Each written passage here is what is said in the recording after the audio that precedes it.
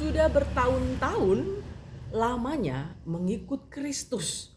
Tetapi anehnya, mengapa banyak orang yang belum dewasa secara kerohaniannya? Kira-kira mengapa ya? Shalom Bapak Ibu, saudaraku yang terkasih, kita kembali merenungkan firman Tuhan. Mohon like dan subscribe. Tuhan Yesus memberkati kita semua. Ikuti akun saya ya.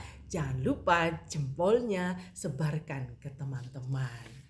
Bapak Ibu saudaraku, sebagian orang sudah menjadi Kristen selama bertahun-tahun, namun masih saja tidak dewasa secara rohani.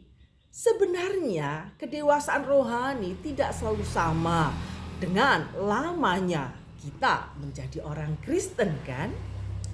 Ini merupakan suatu realitas penting yang harus diperhatikan oleh gereja. Ketidakdewasaan rohani adalah akibat dari kurangnya pemuritan yang sesungguhnya. Seseorang mungkin sudah menjadi Kristen sejak lahir, tapi bisa saja tidak berjalan dalam terang selama kurun waktu itu. Kan bahaya ya, jangan skip dulu ya. Mereka tidak haus dan lapar akan kebenaran. Mereka tidak hidup dikelilingi orang-orang yang dipenuhi oleh Roh Kudus untuk dapat menantang mereka bergerak, maju dan bertumbuh.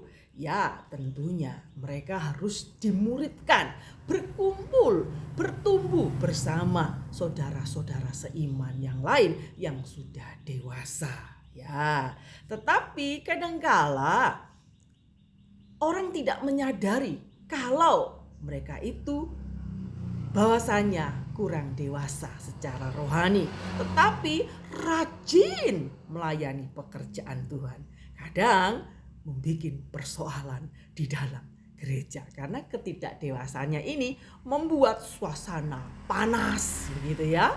Bapak Ibu saudaraku, mereka perlu ditantang dengan cara positif dan didorong untuk bergerak ke arah pertumbuhan rohani. Jangan terus diusir ya jemaat yang kurang dewasa karena bikin resek di gereja terus kita usir aja.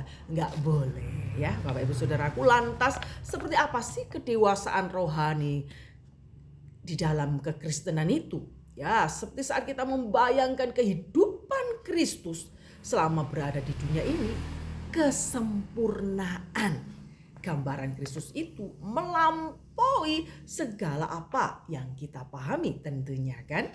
Ya, tetapi setidaknya kita mungkin tarafnya masih belum sama seperti Kristus, tapi kita rindu untuk mencapainya. Ada orang itu ya enggak rindu, sudah merasa dirinya cukup, sudah merasa dirinya baik, sudah melayani pekerjaan Tuhan, ya cukuplah begitu ya. Tidak ada satu kerinduan akan mencari kebenaran itu sendiri. Di dalam Filipi pasal 3 kita akan membacanya ayat 13 sampai 14. Saudara-saudara, aku sendiri tidak menganggap bahwa aku telah menangkapnya, tetapi ini yang kulakukan. Aku melupakan apa yang telah di belakangku dan apa yang mengarahkan diri kepada apa yang di hadapan, dan berlari-lari kepada tujuan untuk memperoleh hadiah, yaitu panggilan surgawi dari Allah dalam Kristus Yesus. Puji nama Tuhan. Bapak Ibu saudaraku, Paulus mengingatkan kepada kita, ia rindu mencapai ke arah itu ya. Paulus rindu mencapai ke arah itu. Ada sesuatu di depannya yang dapat ia bayangkan. Itulah tujuan kita, diciptakan untuk mengenal Allah, mengasihi Allah dan menemukan sukacita di dalam Dia. Jangan-jangan nih kita ini ke gereja, kita melayani Tuhan tetapi kayak ada beban gitu loh ya. Jadi kayak nggak los gitu melayani pekerjaan Tuhan. Kayak terbeban, kayak rasanya terpaksa begitu ya. Tetapi hari-hari ini kita akan belajar menelisik hati kita. Apakah kita ini tipe-tipe orang Kristen yang sudah dewasa kah? Atau tambah kanak-kanak gitu ya? Atau sudah dewasa? Ya Bapak Ibu Saudaraku, Allah selalu akan menjadi lebih dari yang dapat kita pahami.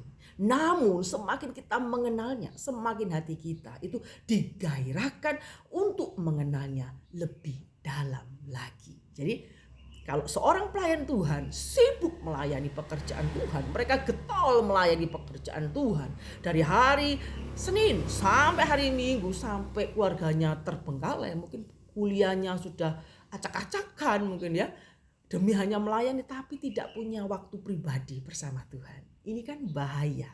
Ya Bapak Ibu Saudaraku, ingat, berakar di dalam Kristus dan dibangun di dalam Kristus. Jangan sibuk untuk membangun pelayanan tetapi tidak berakar. Suatu kala Anda akan roboh. Anda akan lelah ya menjalani kehidupan ini. Seseorang hanya perlu menjadi selangkah lebih maju daripada orang lain agar bisa memimpin orang lain untuk mengikuti Kristus ya. Kiranya gambaran Kristus yang sempurna yang kita tahu, kita ini mempunyai suatu kerinduan selalu menjadi seperti Kristus. Itu kayak apa sih caranya ya? Ada satu kerinduan untuk mengenal Yesus lebih dalam lagi. Tujuan utama yang kita kejar dalam hidup ini ya serupa dengan Kristus. Kiranya teladan hidup kita itu bisa menjadi tantangan tersendiri bagi orang lain loh. Orang lain bisa terinspirasi tentang hidup Anda, gaya hidup Anda, gaya bicara Anda, melangkah maju, bertumbuh di dalam kasih karunia, di dalam keserupaan Kristus Yesus. Puji nama Tuhan. Kita belajar untuk jujur dengan hati kita. Apakah kita tipe orang Kristen yang sudah dewasa kah?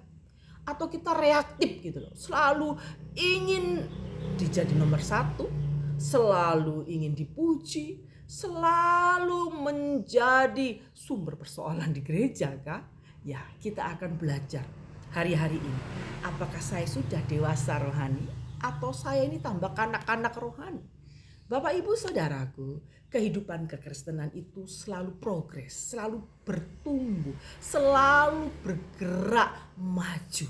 Jadi jangan hanya sibuk melayani pekerjaan Tuhan saja, tetapi rumah tanggamu kacau balau. Ya, jangan sibuk pelayanan toh. Terus anak-anakmu tidak pernah engkau ajak untuk mengenal Kristus.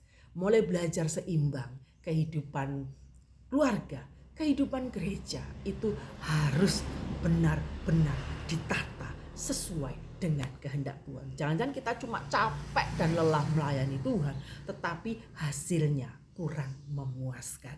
Bapak Ibu Saudaraku, hiduplah terus teladani Kristus di dalam hidup kita ya.